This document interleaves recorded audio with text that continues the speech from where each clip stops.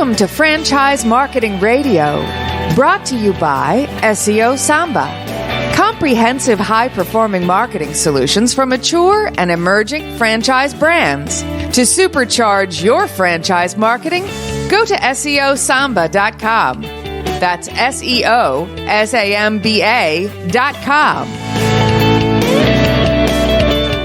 Lee Cantor here, another episode of Franchise Marketing Radio, and this is going to be a good one. Today on the show, we have Kieran Scott with Pestmaster and Patio Patrol. Welcome, Kieran. Hey, Lee. Thanks for having me on. Well, I'm excited to learn what you're up to. Tell us about those two brands. How are you serving folks? Yeah, great. So Pestmaster is a full-service pest control company in the integrated pest management space, predominantly serving government contracts. We've been around for 43 years, founded in 1979 out in California.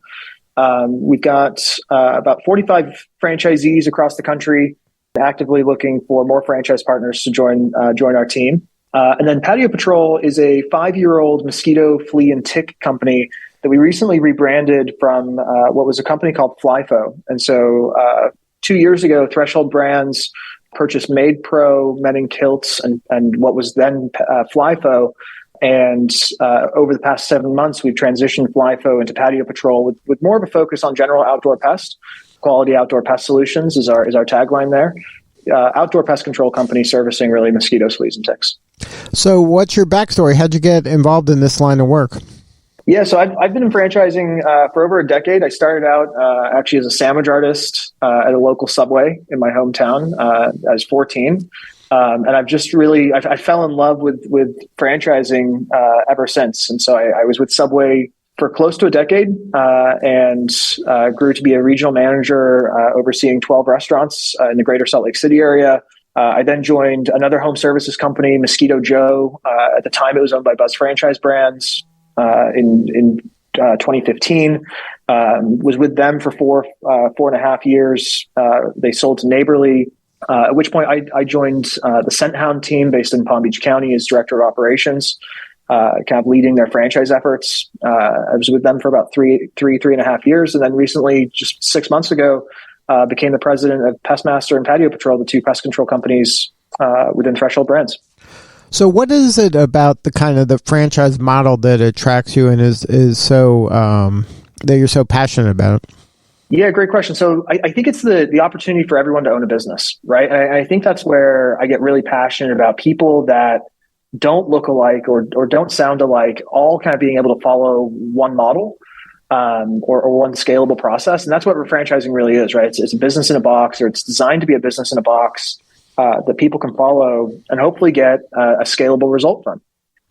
So that's where I find passion.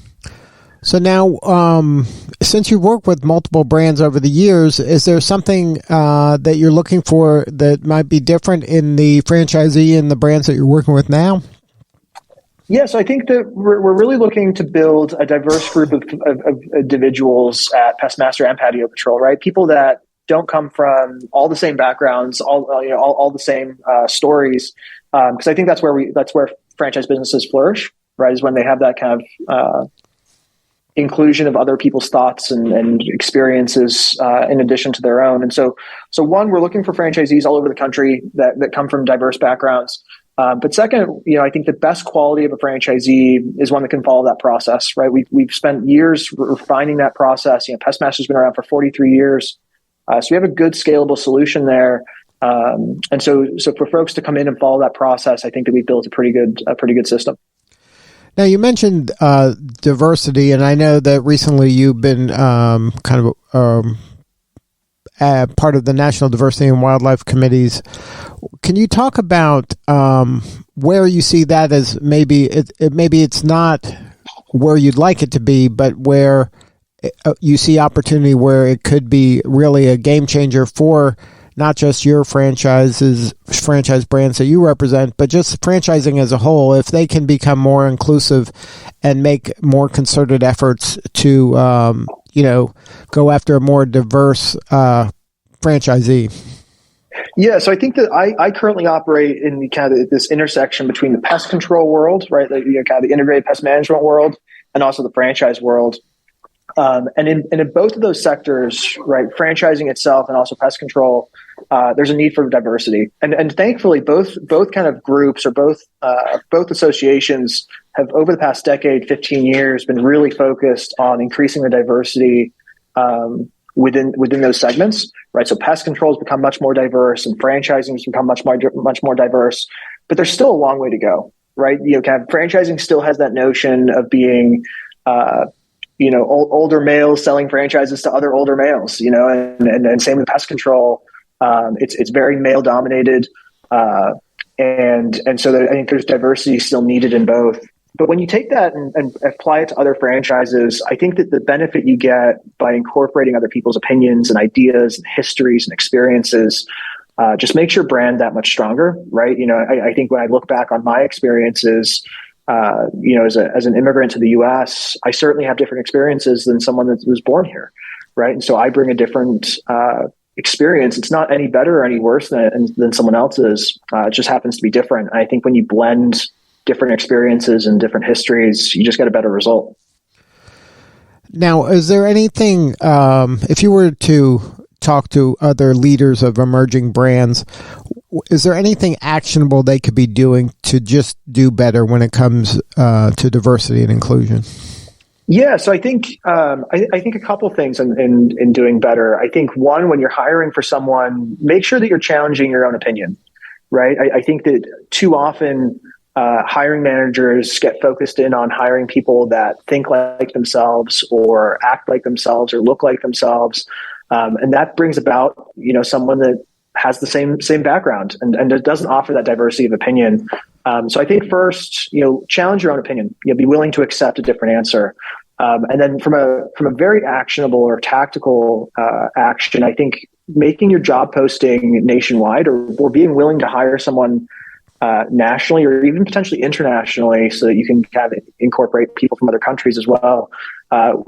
At the end of the day, makes your business more diverse, right? When I joined Mosquito Joe, I was out in Utah, and I relocated to Virginia Beach at the same time that our director of digital marketing was relocating from Atlanta, and so we both brought different experiences and different histories to Virginia Beach and to the Mosquito Joe brand.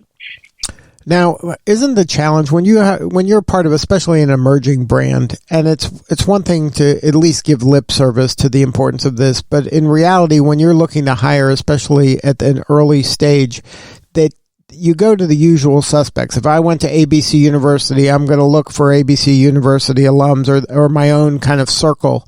Or if I was part of this fraternity or sorority, that's where I'm going to go to first. And then inherently, when you do this, hiring early people that are people or people that know, you're inherently going to get people that look like you. Like that's right. It takes a lot of you have to really be mindful and purposeful to go elsewhere and say, you know what? I went to this school, but I'm going to go to the historic black colleges to look for my next chief marketing officer, or I'm going to look for the next hire in that department. I just think that it's a difficult thing to ask an emerging brand, especially where they're already at a high risk period where they're vulnerable, and then their first moves or early moves to go into an area that they don't know or aren't familiar with, you're asking a lot. So how is there a way to do this kind of elegantly and effectively? Yeah, so I think what I've seen be successful, both as an employee and as the employer, is to use those third-party recruiting agencies, right? I know that they cost money. I know that sometimes there's a big fee involved. But they really take that notion of hiring someone like yourself out of it, right? Because that hiring agency is not worried about what you look like or where you went to college. They're more concerned about where that candidate brings their experience from, and is that candidate the best fit for your business? And so when I've been recruited by recruiting firms 3 or 4 times successfully, and that's brought me all over the country. And then similarly, when I've hired other individuals, I've also used them, and I've found great success. And one example is at Pestmaster. We just brought on a PhD entomologist, our first PhD entomologist, and she happens to be a female immigrant. And so, we weren't necessarily out there looking for a female immigrant PhD entomologist, right? Which I think is a very small subset of the PhD entomologists out in the world. But we were looking for the best candidate possible. And by opening up our horizons to looking outside of Reno, Nevada, where our headquarters is, we found someone in Orlando who worked for a competitor that happened to be female, that happened to be a PhD entomologist, and happened to be an immigrant, but was the absolute best fit for our business. And so I don't necessarily think that you have to go out and kind of identify the quality that you're looking for, right? Like, you don't have to go out and say, I'm going to go hire an African-American, or I'm going to go hire a member of the LGBTQ community. But I think expanding the horizon beyond your immediate doorstep, very easily just brings new opinions to the table. And then you find that by going to these third-party recruiters, you're able to do that, or they're able to do that because that's just built into how they operate. Yeah, they're going to search nationwide because they ultimately get paid for providing you the service of finding the best candidate, right? And there's oftentimes back end guarantees that if that candidate doesn't work out for so long, then they have to provide another service for you to rehire that position, which they don't want to do. And so they're incentivized to find you the best candidate possible, which often is a nationwide search. And I think that's where the diversity comes from. Now, you mentioned that you've had success being recruited. Can you share maybe things you've done to help make yourself more findable by those third parties? Are there things that maybe there's great candidates out there that are, from underserved markets that they're just not doing a great job of making themselves visible to these searches? Is there things that they could be doing to make themselves more visible to recruiters like you described? Yeah, definitely. I mean, I think from an employee perspective, one in having a great LinkedIn profile is key. Recruiters spend all day surfing people's LinkedIn profiles, right? And they get really attracted to the profiles that have a picture and have a headline and have experiences listed out. And those are often the profiles that they contact.